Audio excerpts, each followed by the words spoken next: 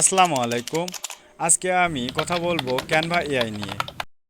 Canva AI দিয়ে poster, video, text সব কিছুই বানান এক ক্লিকে। চলুন ভিডিও শুরু করা যাক। এর জন্য সর্বপ্রথম আমাদেরকে ক্যানভা অ্যাকাউন্ট তৈরি করতে হবে। এর জন্য আমরা ক্রোম ব্রাউজারে এসে সার্চ করব ক্যানভা এআই এবং ফার্স্ট লিঙ্কে আমরা ক্লিক করব। সাইন আপ লেখা আছে, এই সাইন আপের ভিতরেই আমরা একটি ক্লিক করে দেব। এবার কন্টিনিউ উইথ গুগল এর উপরে আমরা ক্লিক করে সাইন আপ শেষ করে নেব। অ্যাকাউন্টটি খোলা হয়ে গেছে। এবার আমরা এখানে কি কি করতে পারবো সেই সম্পর্কে জানবো। ক্যানভা এআই হচ্ছে ক্যানভা প্ল্যাটফর্মে থাকা কিছু smart feature. Magic right, magic design, text to image, magic animate. সবচেয়ে ভালো দিকটি হচ্ছে ইউজার ফ্রেন্ডলি, বাংলাও বুঝে। এবার ফিচার নিয়ে কথা বলবো। ম্যাজিক রাইট, ম্যাজিক রাইটটি কিভাবে কাজ করে? ক্যাপশন, আর্টিকেল, প্যারাগ্রাফ লেখার জন্য আমরা ম্যাজিক রাইট ব্যবহার করে থাকি। Feature number 2, magic design.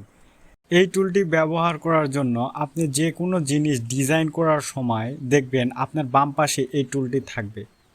এই টুলটিতে গেলে অনেক ধরনের ফিচার পাবেন, যেগুলো ব্যবহার করে অনেক সুন্দর ডিজাইন করতে পারবেন। Text to image, text to image লেখার জন্য আমরা ক্যানভাতে এসে ড্রিম ল্যাব এই লেখার উপরে আমরা ক্লিক করব।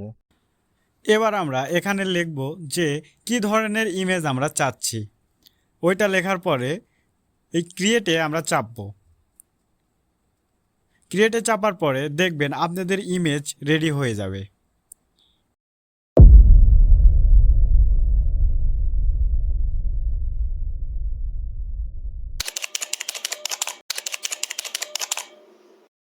এক ক্লিকে সব এলিমেন্টে অ্যানিমেশন দেয়, প্রেজেন্টেশন বা ভিডিও বানানোর কাজে লাগে।